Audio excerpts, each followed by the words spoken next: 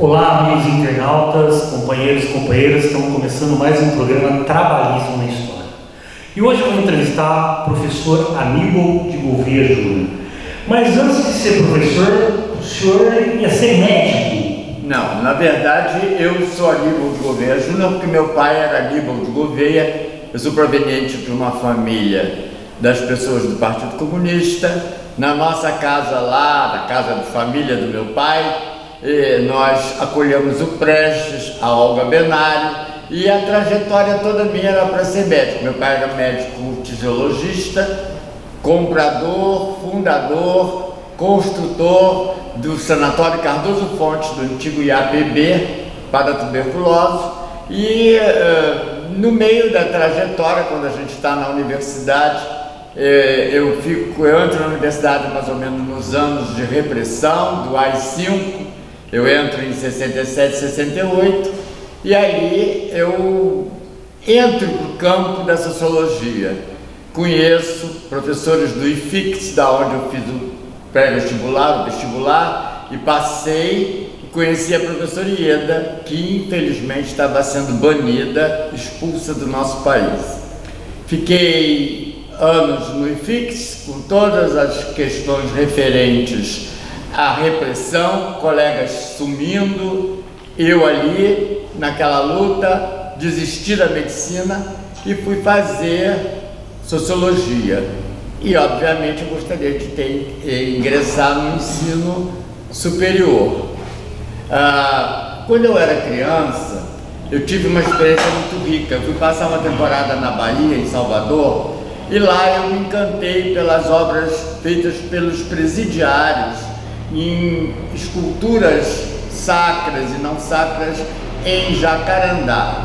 E fui lá, descobri que a produção era feita no presídio de Mata Escura, na região baixa de Salvador. E comprei entusiasmado com as coisas e tudo, com os preços, e o rapaz disse: olha, eu só volto amanhã para pegar as coisas, porque o tempo está muito pesado de táxi. Mas quando o senhor vier, passa antes, naquele colégio que está ali, naquela escola grande que está ali, que ela vai lhe dizer aonde que o dinheiro público deve ser empregado. Aqui é quando a coisa já não deu certo. E lá é a coisa que vai dar certo.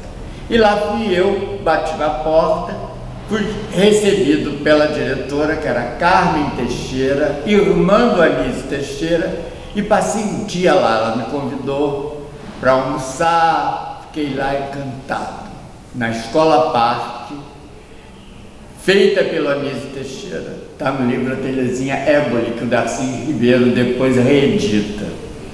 É uma experiência de educação integral. Todos devem consultar, quem tem inclusive nas plataformas, no Google, vocês podem encontrar aquela maravilha. E ali eu vi qual era a minha função e qual que eu queria abraçar. Mas isso já é mais na frente, né? Mas a sua família... Então, mas a sua família é uma família que abrigou o Prestes, abrigou a Olga, né? É uma família politizada. Sim. Né? Como é que era o dia a dia de uma família politizada e essa influência toda comunista, politizada na sua infância e juventude? Era meio assustador, né? Porque você sabe, nós estamos nos anos Getúlio. E o Getúlio tinha aquelas tendências, né, que você percebe, e o Partido Comunista cai na ilegalidade.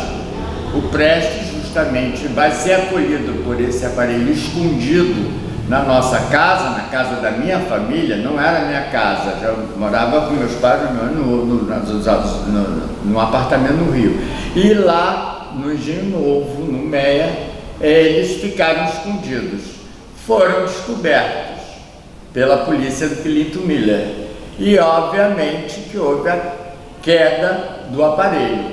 A casa do meu tio, que ficou solteiro e que acolhe, era gerenciada por 4 crianças. Meu tio, quando casa, ele leva uma esposa, uma cunhada com 4 filhos órfãos de pai e uma sogra. Vem a tuberculose, a mulher já estava tuberculosa quando ele casou. vem a óbito, depois vem a óbito a cunhada e por fim vem a sogra. E fica ele sozinho com 4 crianças. Uma menina de 12 anos que está viva, é testemunha ocular hoje com 94 anos, ela resolve tomar conta da casa com medo de voltar para uma situação de penúria que ela vivia. E o meu tio era muito bom, era um engenheiro da SS White Martins, engenheiro químico, muito inteligente, mas membro, líder da cúpula do Partido Comunista. Ele acolhe e ela vai gerenciar o dia a dia da casa com 12 anos e os irmãos. Ela é descoberto o aparelho, muito interessante, está no livro, acho, do Fernando de Moraes, sobre a Olga, em que o açougueiro chama ela assim, menina Nildes, por que compra tanta carne para aquela casa? E por que os bifes, a batata frita, o refogado é 3 horas da manhã? Porque eles dormiam de dia, estudavam à noite. O pessoal do partido, e Prestes e Olga e a turma toda. E aí os vizinhos começaram a desconfiar e você sabe, aquela conversa de vizinho cai nos ouvidos da polícia e aí eles já estão quase que para serem presos mesmo. Então foi uma imprudência, porque inclusive ela diz, né, eles todos emagreceram, por quê? Porque aí passaram a tomar sopa, que eu fazia a sopa de dia e eles tomavam à noite. Então a história me empurrou um pouco para essas questões sociais que eu tanto ouvia falar na minha casa, do meu pai é um homem fantástico, um grande médico, cobrava um absurdo das pessoas ricas e as pessoas sabiam disso e ele dava consulta, levava remédio, dava dinheiro para as criancinhas das casas, porque naquele tempo quem ficava tuberculosa era a chefe da prole numerosa. Muitos filhos, pouca comida, a comida principal tinha que ser para o gerenciador dos recursos da casa e ela comia a raspa da panela e obviamente ficava tuberculosa. Tuberculose era uma coisa que assolava o país nesses anos. Eu infelizmente, ou felizmente, não fui ser médico, mas estou completamente realizado como professor, como sociólogo e pedagogo. Na verdade, eu me especializei em sociologia e educação. E o meu pensamento era a escola de tempo integral, que coincide com a extensão do Brizola e a construção.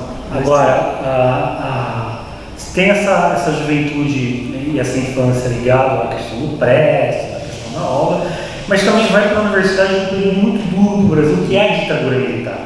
Como é que foi a universidade em meio à ditadura militar? Foi um terror. Nós fazíamos 2 universidades, uma dentro da sala de aula, outra no corredor. Fazíamos uma atividade política, muitas vezes ligados a algumas dissidências, a alguns grupos, a alguns partidos, e tudo era muito temeroso. Eu, por sorte, precisava ganhar dinheiro para trabalhar com um grande costureiro no Rio de Janeiro, que era costureiro oficial da mulher do Costa e Silva. Teve uma hora que a coisa ficou preta para o meu lado e eu consegui me livrar graças às interferências desse José Ronaldo. Mas os meus colegas sumiam. Por exemplo, eu saía às vezes com um colega que já tinha carro, era um dos poucos que tinha veículo. E quando uma vez eu vinha da escola de samba Império Serrano, meu amigo foi retirado de dentro do Fusca e sumiu. Afonso Carlos Marques dos Santos, infelizmente falecido já, e ficou lá no doicote, sofrendo, porque estava numa dessas organizações de esquerda que a gente tentava discutir. Dentro de uma faculdade de Ciências Sociais, você há de convir que tinham muitos e muitos alunos, colegas, que eram de atividades políticas, partidárias, e que sumiam. Vários sumiram e a gente sofreu muito. Nós somos uma geração que temos pavor de ditadura, pavor de governos autoritários, porque a gente sofreu na carne, no emocional. Eu tinha que fazer de tudo para poder sobreviver. Foi muito difícil. Professor Aníbal, a ditadura julgava os estudantes e a oposição como subversivos. O senhor era um subversivo? Eu acho que na medida do que eu posso entender, sim. Eu era aluno do Instituto de Belas Artes, ali no Parque Lage, paralelo ao IFICTS, eu fazia esse curso.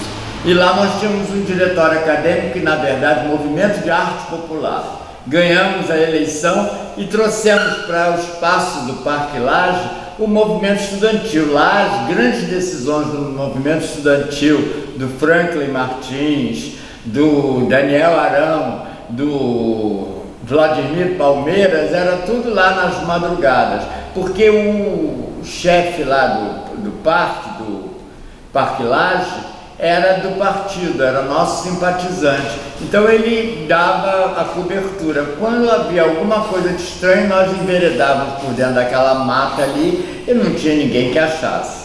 Então nós fazíamos um pouco do diretório acadêmico de lá um local de reuniões do movimento estudantil, e o movimento estudantil se fortalece, vai a Brasília, no Costa e Silva, faz aquela coisa toda, que aí advém o AI-5 em 68, graças à nossa audácia. Quer dizer, eu me sinto subversivo porque eu sempre fui audacioso, né?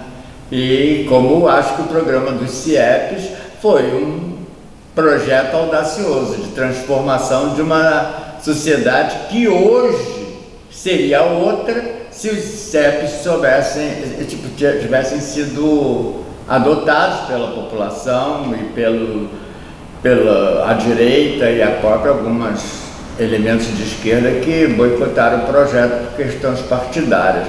Mas eu acho que o CIEPs ainda continua sendo a grande saída para a educação e formação dos jovens no Brasil. Os CIEPs nascem com a eleição do Brizola em 82, com a redemocratização do Brasil, fundação do PDT e tudo. Mas a sua geração é uma geração antes do CIEP.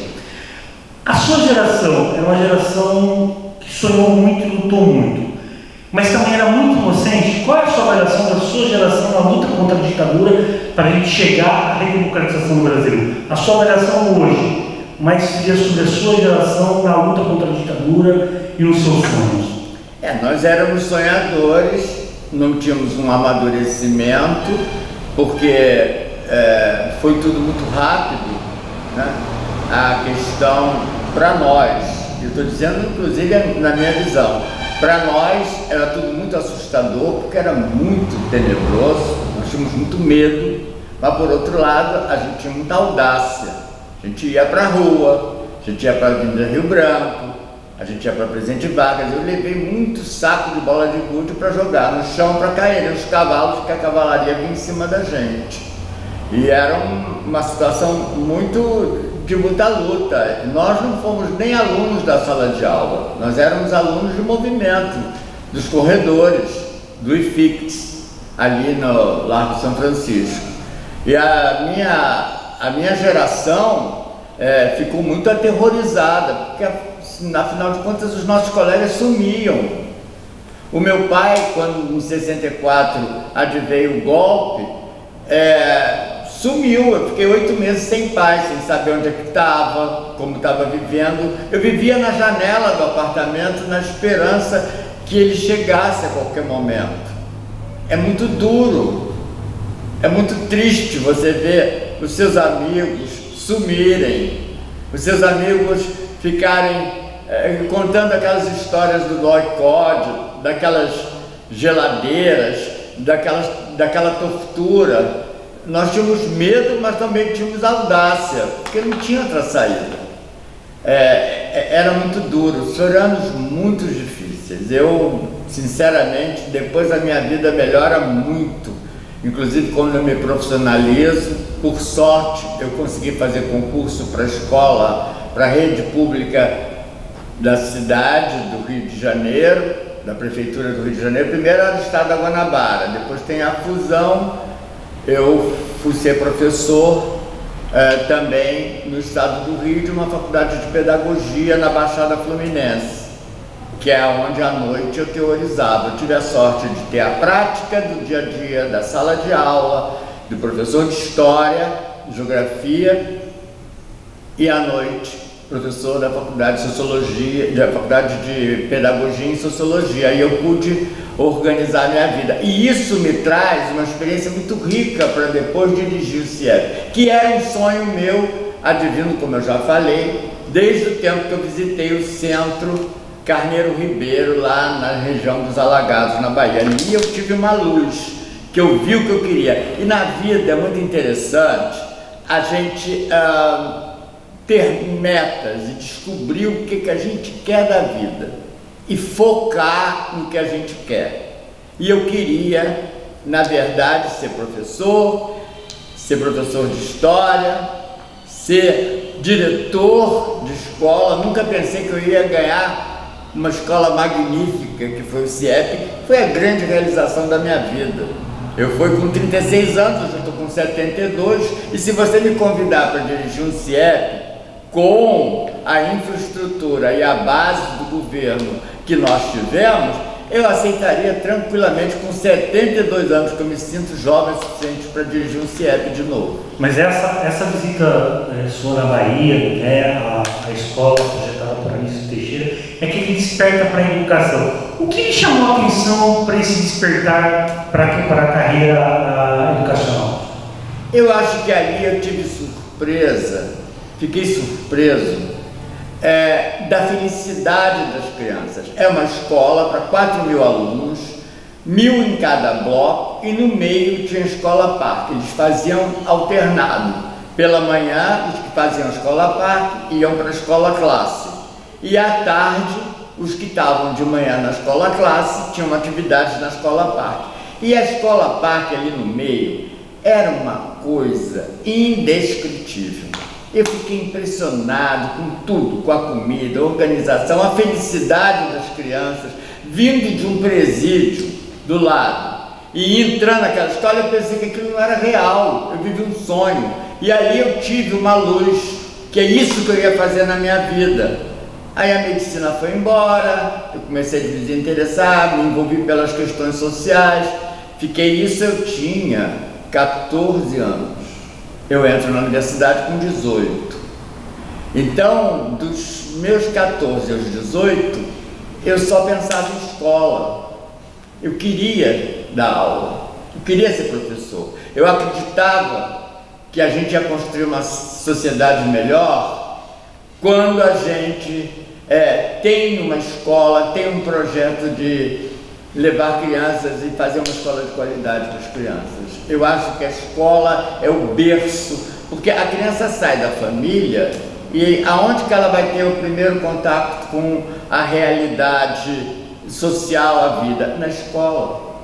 A escola, ela tem que ser maior do que a família até, porque ela socializa. A criança é uma coisa também da pátria. Isso eu fui ver nas escolas de tempo integral que eu pude visitar posteriormente, em Cuba, conheci no Canadá. Fiquei impressionado com as escolas, por exemplo, do Japão, e aí vim embora, acreditando mais e mais. De repente, ganha-se um governo. Então, é exatamente essa questão de ganhar o governo do Rio de Janeiro. O Brizola não era favorito em 82 para ganhar as eleições. Né? Ele tinha sido governador do Rio Grande do Sul, volta para o Brasil e se instala no Rio de Janeiro. E decide sair candidato a governador do Rio de Janeiro, embora tenha sido o deputado federal mais votado da história do Brasil. Até hoje esse recorde ninguém bateu, né, aqui concorrendo a deputado federal pelo estado do Rio. A campanha do Brizola, você lembra dessa campanha do Brizola em 82 que vai proporcionar o CIEP? Como é que foi a campanha do Brizola para governador do Rio de Janeiro? O Brizola era uma pessoa muito querida no segmento das pessoas da minha família, da minha casa, do meu pai, e a gente apoiava, mas ele estava lá, acho que em 5º lugar, não me lembro, não expressava. Mas de repente, não sei se aquela ideia lá no apartamento do Bocaiúva Cunha, que ele fala, vamos botar um slogan, Brizola na cabeça. Brizola de gente que pensa, Brizola de gente que tem alguma coisa para contribuir, e de repente, não sei como nem porquê, o cara dispara igual um foguete E aí nós ganhamos. E por sorte, o Brizola me traz o professor Darcy Ribeiro e a professora Marieta. Que era o vice dele, né? Era o vice dele. E para a educação, ele acumula vários cargos na educação. O Darcy é fantástico, né? Fantástico, fantástico. E Marieta já me conhecia ainda do início do meu no INFIX, depois é que ela sai do país. Mas ela retorna e me encontra como um líder de professores numa área do Rio de Janeiro, dentro do Distrito Educacional das Escolas Públicas. E ela me encontra, e foi um encontro marcante, porque a partir daí tem um convite para eu dirigir o CIEP. Então, o CIEP é a grande marca do Brizola. O Brizola, ele é um cara que vence pela educação. Como governador do Rio Grande do Sul, ele é o que mais construiu escola na história do Rio Grande do Sul, as brizolenses. E quando assumiu o governo do Rio, a educação é a grande marca do Brizola.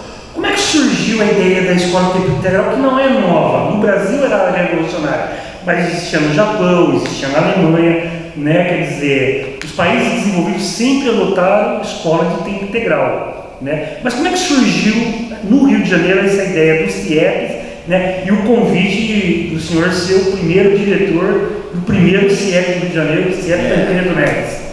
Na verdade, o Tancredo não era a minha experiência, porque era uma escola de classe de alfabetização a 4ª série. Eu, naturalmente, era professor do 2º segmento do atual, quer dizer, 1º grau naquele tempo. E eu fui convidado pela professora Ieda, porque ela sabia da minha capacidade de liderança e eu queria. Eu cheguei a conversar com ela sobre esse meu sonho, que era ter uma escola de tempo integral. E aí eu comecei a estudar, quando eu estava no período da faculdade, escolas de tempo integral. E fiquei maravilhado. É coisa de primeiro mundo, é coisa de país que quer dar certo. E que a classe dominante tem uma ideia de que o povo tem que estar muito bem obrigado, não muito mal obrigado, como pensam aqui. Na verdade, essa é a grande questão. Eu tive muita sorte. Na verdade, a minha vida ela é uma construção de coisas bem-sucedidas. A vida riu para mim, nunca fez careta. Ela realmente, eu tenho que rir sempre para ela, porque ela me dá a oportunidade de realizar materialmente um sonho. E trazendo o professor Darcy, que é uma pessoa que tinha uma referência mundial, uma pessoa incrível, que tinha terminado de fazer uma universidade de Brasília, uma pessoa fantástica, de uma inteligência, só uma personalidade daquela podia ter construído um programa dessa envergadura. E aí eu aceitei na hora, achei tão engraçado que eu estava no meu apartamento sentado, lendo, toco o telefone, professor Ieda, você quer ser diretor de um CIEP? Aí na hora me deu um branco, assim, o que é CIEP? Ela Centro Integrado de Educações Públicas. Professor Ieda, que pergunta é essa? Na mesma hora eu disse, quero! Para onde que eu vou? Estou indo para onde? Eu vou encontrar aí com a senhora. Porque na verdade, naquele momento, eu tive mais uma luz, que ali eu ia realizar um sonho. E foi muito emocionante, porque a gente sonhar com 14 anos, e aos 19, não, 22, 82, não, acho que 80, uns 20 e poucos anos, né, que eu tinha aí, eu já fiz confusão, 70, 80, né, 33. Meu Deus, desculpe, 83, eu fui convidado já em 85, quando as obras estavam prontas para inaugurar. E aí você, com 35 anos, você realizar o sonho que você teve lá com 14, lutou por ele durante a sua formação, foi uma coisa que não dá para descrever. Por sorte, eu tive um grupo de amigas lá da área que eu trabalhava como professor da escola pública, professoras primárias de jardim de infância muito sensíveis, que eu levei com uma equipe, comecei a convidar pessoas que eu acreditava, e são pessoas fantásticas que me deram muita força e me ajudaram muito no trabalho, porque você não tem que ser muito bom, você tem que estar também ser bem cercado. E como é, professor Aníbal, como é que é a organização como diretor de uma escola de tempo integral que era uma revolução no Brasil? Existia resistência por parte da comunidade? Eu acho que da comunidade não, porque nós fazíamos uma visita da comunidade de 15 em 15 pessoas e eu fazia uma palestra. Isso eu herdei do meu pai quando era diretor de um sanatório. Eu vivi num sanatório que meu pai era um grande diretor, um grande médico, antes de tudo um grande professor de medicina.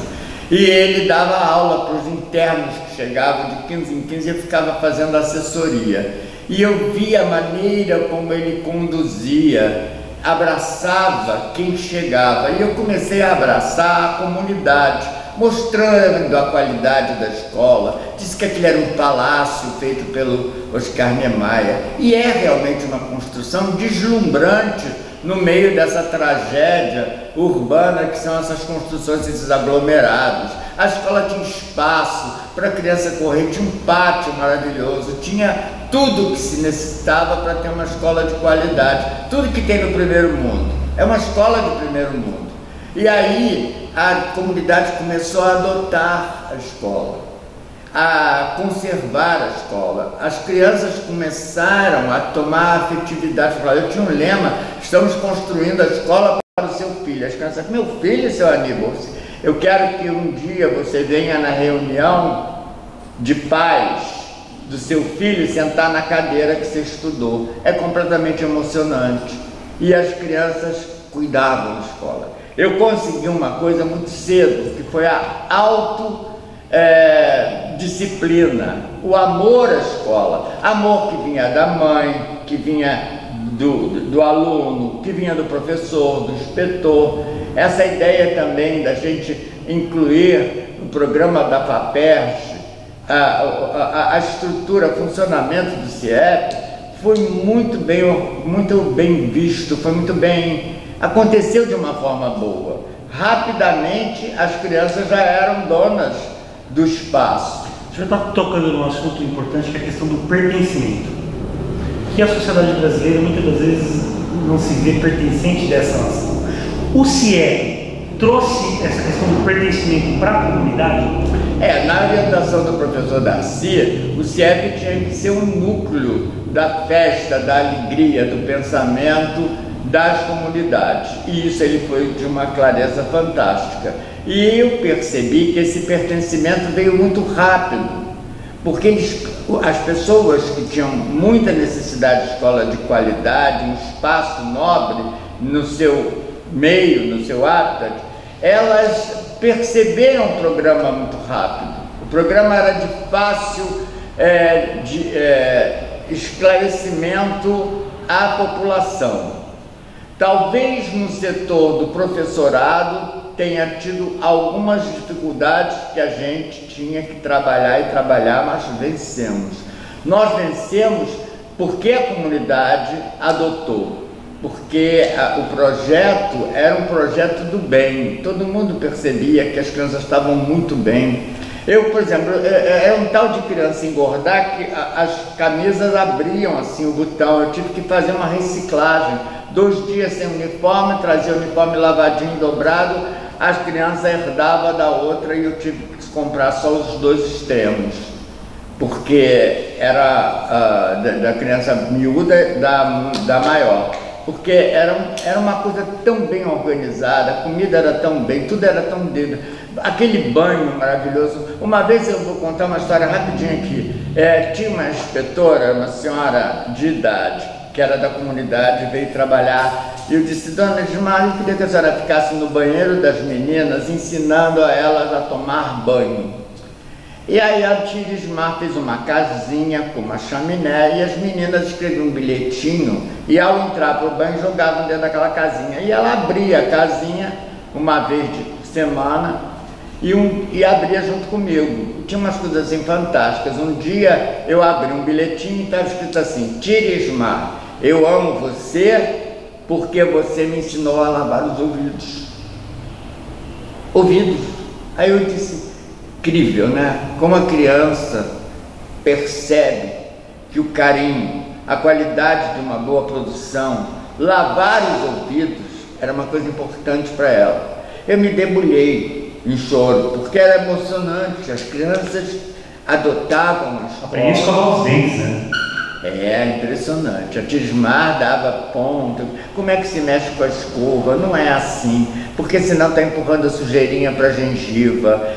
Tinha um dentista que dava palestra. A escola funcionava. Uma escola também com uma equipe boa de direção, ela se organiza, entendeu? A direção também é muito importante, a liderança. Eu nunca tive problema de criança no gabinete. Eu dizia, isso é última instância. Quando for realmente uma coisa complexa, muito complicada. Eu peguei crianças da Vila Vintém, lá em Padre Miguel, viciadas. Consegui reverter. Por quê? Porque chegava, eu não ficava reprimindo. Eu ficava ao lado, dando água, eu sentia que eles estavam alterados, mas nem em momento eu deixei eles para fora, eu expulsei. Nunca se tirou umas crianças de um CIEP, pelo contrário, a gente agregava, deixava ele circular até que ele ia aos poucos, dava atividade de educação física mais forçada e acabava dando certo. Quer dizer, é uma escola de salvação. Agora, professor Aníbal, os setores da esquerda falavam que o CIEP era uma pensão, né? Vários setores da esquerda. O senhor, como diretor de CIEP, como é que o senhor vê essa crítica de chamarem o CIEP pejorativamente de pensão? As pessoas, cada um pensa como pode, né? Realmente, no CIEP comia-se muito. Eu até tive que dissolver, por exemplo, o lanche no jantar e no almoço, tentar compor o cardápio, mas as pessoas bem alimentadas produzem mais, isso está provado. Eles comiam comidas saudáveis, eles tinham um cardápio fantástico. Só você abrir o livro do CIEP, você vai ver o cardápio completamente equilibrado. E no início eles engordam muito porque eles comem muito, mas depois normaliza, fica uma pessoa normal, se alimentando normal. E eu acho que... Agora, isso é gente que nem sabe, não sabe nada de que a importância do alimento na vida da criança. Não ter comida deve ser uma coisa aterrorizante. A primeira aula no CIEP era o café da manhã. E todo mundo arrumadinho. Eu gostava de fazer aquela coisa da bandeira, do civismo. Tomávamos o café e eu premiava as crianças que a mesa tivesse mais bem tratada, para ter hábitos, educação na mesa, ter um charme, sentar com elegância. E aí eles ficavam tranquilos, comiam, tomavam café, iam para as salas. Eu tive 95% de aprovação em quinta série, no CIEP de quinta e oitava. No ano, eu tive 95% de aprovação. Quando na rede, a gente sabe que tem dois gargalos, a primeira série e a quinta série, onde há a evasão escolar. Eu não tinha aluno renitente. Eram 6 aulas de português, 5 de matemática, nem me lembro tanto, história. Eles ficavam o dia inteiro na escola, é outra coisa. A criança, o núcleo da vida dela passa a ser a escola. Eu tenho uma história muito interessante que me emocionou, talvez seja o dia mais feliz da minha vida, vou contar aqui agora para você. O menino, eram 5 horas da tarde de uma sexta-feira, e o menino correu e abraçou minhas pernas, assim, ele não era muito alto. Seu Aníbal, eu estou muito zangado com o senhor e com essa escola. Mas por que você está tão bem? Eu acompanho você, eu sei que você está bem na sala de aula, nas reuniões, a sua professora lhe elogia. Não, é porque isso aqui é muito chato. Quando chega sexta-feira, a gente tem que ir embora e fica sábado e domingo lá em casa. E lá em casa, sábado e domingo é tão chato. Aí eu percebi que eu tinha que abrir, como o Darcy falava e orientava, bem mais, sábado e domingo. Aí o que eu fiz? Eu chamei algumas inspetoras, que não tinha mais função para o inspetor de alunos, tinha mais o que inspecionar, cada um estava se inspecionando a si próprio. E aí eu disse, vocês podem vir sábado e domingo fazer um horário alternado? O pessoal topou, nós abríamos para fazer atividade com os animadores cultural, que era um projeto também super interessante do Darcy. Abríamos para festas, aniversários, casamentos, proposta do Darcy, e aí a escola passou a funcionar de segunda a segunda, todo mundo feliz, ninguém fazia bagunça, e a criança que me abraçou foi atendida na demanda dela. É assim que se dirige a escola, com amor, afeto e emoção.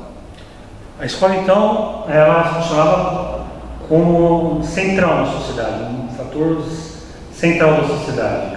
Tudo girava em torno, porque você pega, por exemplo, tinha dentista, tinha médico, tinha atendimento final de semana, quer dizer, era um processo civilizatório completo de educação e civilização. Perfeito, eu considero isso. A escola era extremamente organizada, disciplinada e ao mesmo tempo afetiva.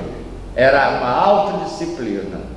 Não havia nada imposto, tudo saía. E ela extrapola os limites do seu muro. Por isso que a ideia era aquela grade sem muros, porque você tinha uma transparência. E eles entravam e saíam à vontade, como queriam. As crianças,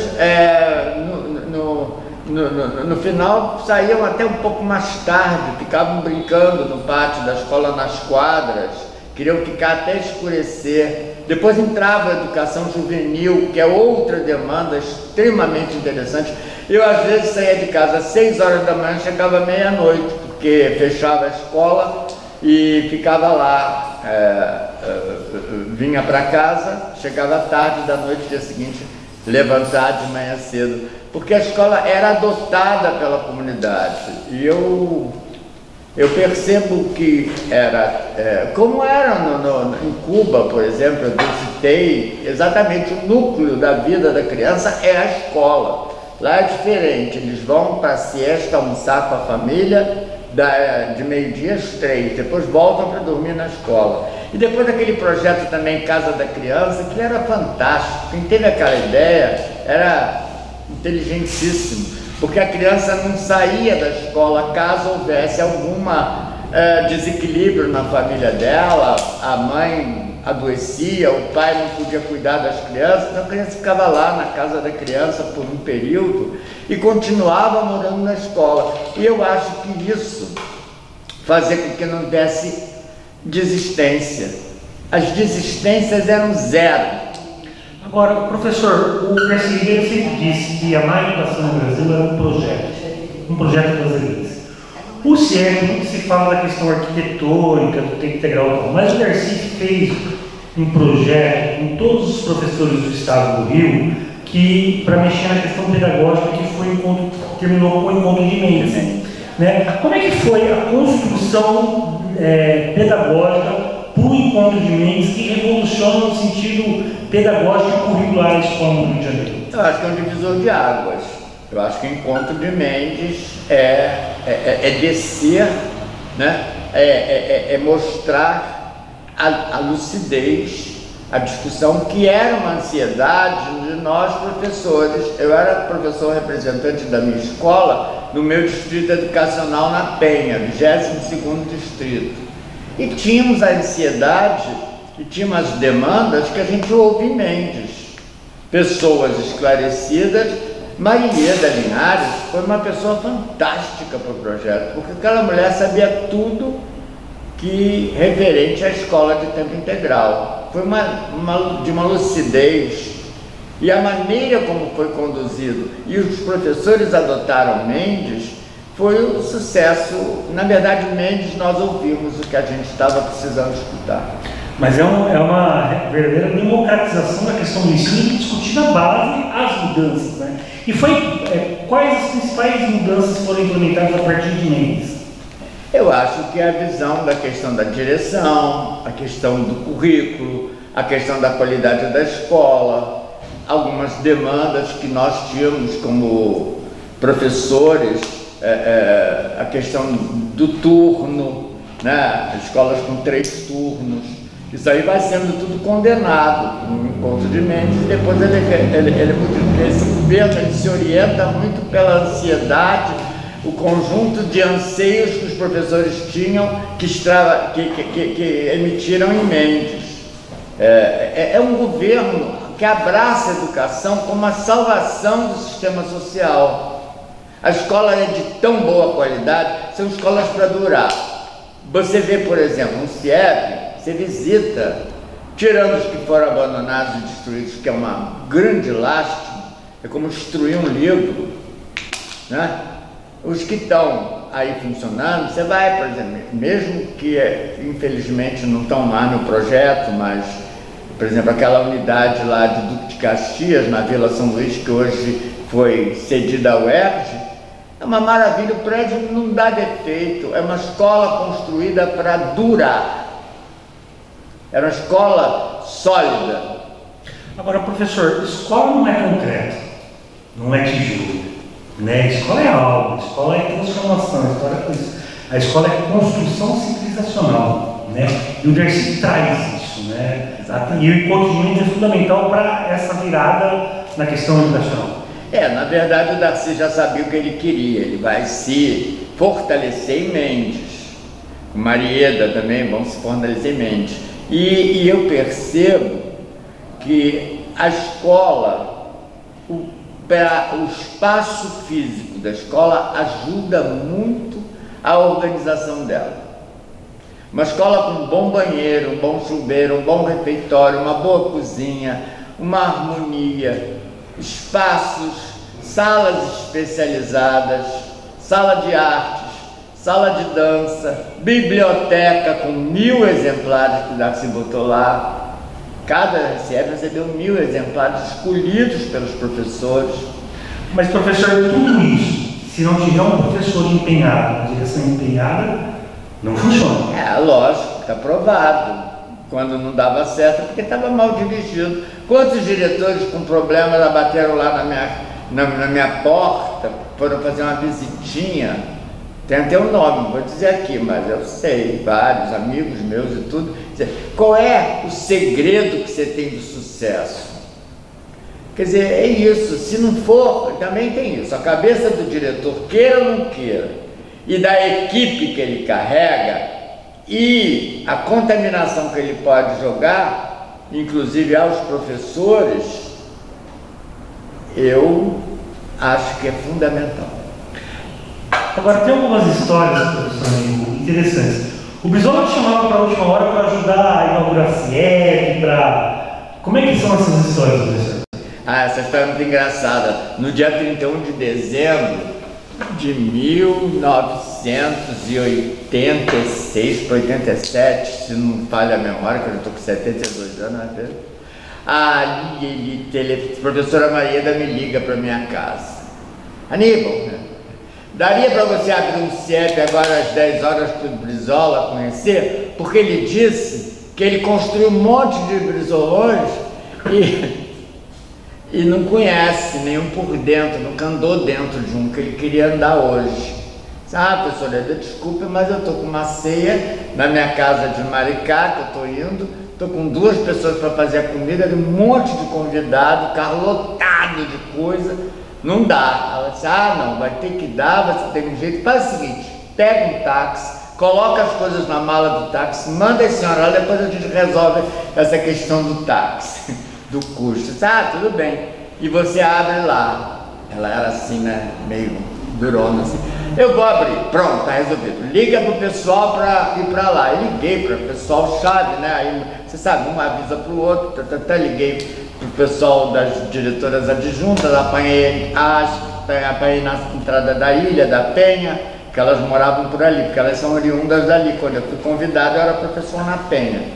E aí eu fui, levamos para lá, e eu tinha umas coisinhas assim que a gente bota de tirar gosto no dia da festa, do Réveillon, né? Botei uma mesa bonitinha, com suco, tudo, numa boa.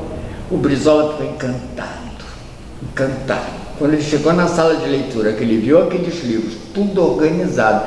Eu sou meio, gosto de coisas muito limpas, eu sou meio, acho que eu tenho uma dona de casa assim em cima, que eu adoro tudo arrumadinho, cheiroso. Ele ficou assim, até falou para as funcionárias: olha, eu vou botar uma espingarda aqui, se aparecer uma barata, eu vou dar um tiro. Ele disse assim: vai ficar o dia inteiro aí, não vai ter barata nenhuma, você vai ficar cansado de sentinela. E rimos. Ele comeu a coisinha assim que eu botei, e depois ele virou-se para mim e disse assim: olha só, ouve essa. Professor, daria para o senhor inaugurar essa escola aqui em Realengo? Eu já estava de quinta ou oitava, no CIEP Thomas Jefferson. Daqui a 10 dias, no dia 10 de janeiro. Por que essa pressa toda? Ele disse assim: é porque vai chegar aí o Ted Kennedy e eu quero inaugurar com o nome do Thomas Jefferson, que inventou a cadeira giratória, foi um grande presidente dos Estados Unidos, e homenageá-lo. E quero que ele conheça o projeto. O senhor inaugura em grande estilo? Eu disse assim: olha, uma coisa muito trabalhosa, tem 10 dias, a professoria vai me dar apoio, eu vou passar tudo que eu precisar, tarará, tarará, a merenda extra que vai ser, inclusive a roupa das crianças, tem que estar impecável, uniforme, tudo. O senhor resolve com a professoria. Se a professoria da senhora me garante nesse sim, ela assim, garante. Ela era assim, né? Danadinha, gostava dela. E aí nós pegamos e fizemos a inauguração. Foi um sucesso, mas eu tinha experiência de outras inaugurações que eu tinha ido, porque eu não gostei de umas certas coisas. Tinha a imprensa meio solta, meio perdida, correndo para um lado e para o outro. Aí eu fiz um negócio, eu falei assim: olha, professor, eu vou fazer uma festa da seguinte maneira: são 10 convidados do governador Isseu e do professor Darcy, só 10. O somatório dos adultos são 10 na mesa, inclusive eu vou ser o 11º. E vou fazer uma arquibancada ali no refeitório e vamos fazer um almoço com o Ted Kennedy. Depois ele visitar toda o CIEP, como o senhor visitou hoje, e eu vou falar detalhadamente de cada setor. Nós vamos fazer um almoço. E depois o segundo almoço vai ser para os convidados que vieram, pessoal de imprensa, e a imprensa vai ficar em pezinha tirando foto. Olha, não deu outra coisa. Inclusive, o jornalista do Globo, quando estava almoçando, me chamou e disse assim: olha, eu não tenho como falar mal, porque foi impecável. A sua trajetória por aqui está impecável, sério. Eu vou lhe dar um elogio no Globo. E está lá até hoje. Nós ganhamos a página de Globo. Ted Kennedy e crianças do CIEP. Negócio fechado. Então eles fizeram lá, as crianças combinaram lá com o Ted Kennedy que queriam ir aos Estados Unidos conhecer a família dele, porque ele colocou todo mundo em pé no refeitório, no final do almoço, na hora do discurso. As crianças ficaram todas arrumadinhas. Ele disse: quem não tem irmão, senta. Ninguém sentou. Quem tem um irmão, senta. Só um irmão, senta. Ninguém sentou. 3, 4, 5, quando chegar 8 irmãos, tinha um monte de criança em pé. E ele disse: está vendo? Vocês são iguais a mim. E fala sobre a vida dele e a trajetória dele como democrata, como um grande senador. E aí faz um sucesso, porque as crianças aplaudem, e uma menina levanta assim: o senhor fala tão bem da sua família, nós queremos conhecer a sua casa. E eles estão convidados, os 8 melhores alunos vão lá na faculdade, lá vão para os Estados Unidos. E aí a coisa toda, e o Globo ficou assim, porque era muito, isso é que eu digo, a inauguração reflete a escola que nós já tínhamos, já estava funcionando a escola. E era uma escola que teve dificuldade, porque o canteiro de obras sofria muito com a interferência de roubos noturnos. E o engenheiro, quando eu cheguei lá, estava terminando a obra, ainda meio confuso, disse: vê se o senhor faz um trabalho com a comunidade, para eles pararem, porque eu tenho que ir lá no ferro velho, eles vendem a preço barato de ferro, eu compro a peça da máquina, é caro. Aí eu levei de 15 em 15, me instalei lá, fui mostrando lá em Realengo. a escola, qual era a proposta, a importância da escola. Ninguém roubou mais nada. No final, a comunidade ficou super afetiva à escola, e nós fizemos lá em Realengo um trabalho fantástico. Quer dizer, é isso que tem que ser, você tem que envolver as pessoas. E essa inauguração foi realmente a celebração, toda festa é uma celebração de um trabalho que vinha já bem implantado, tanto é que o Brizola depois mandou fazer um aeroporto.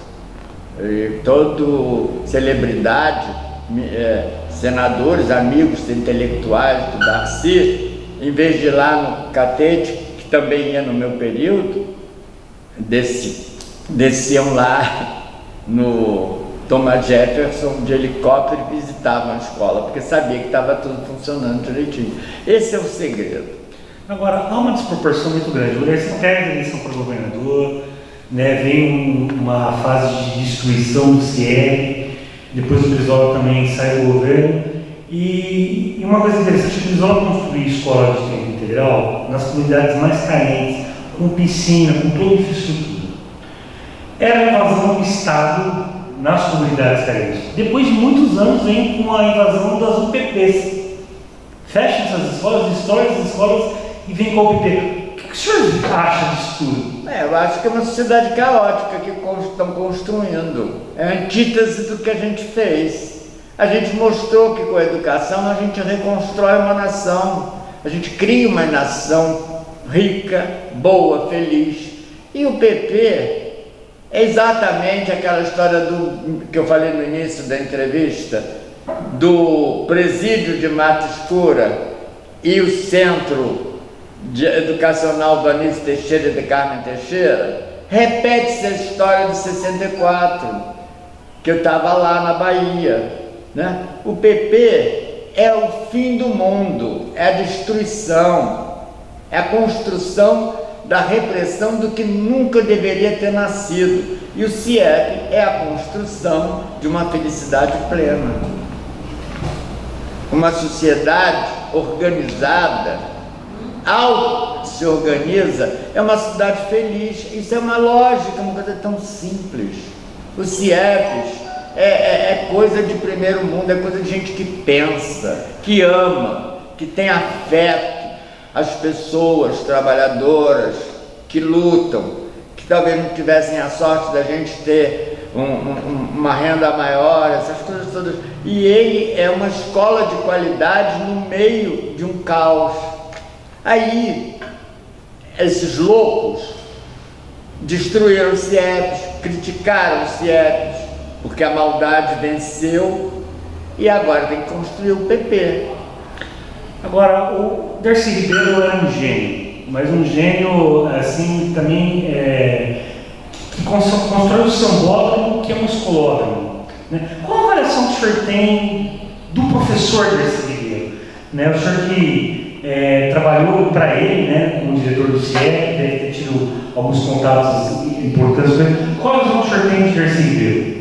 Ele percebia as coisas à distância, tinha uma inteligência incrível.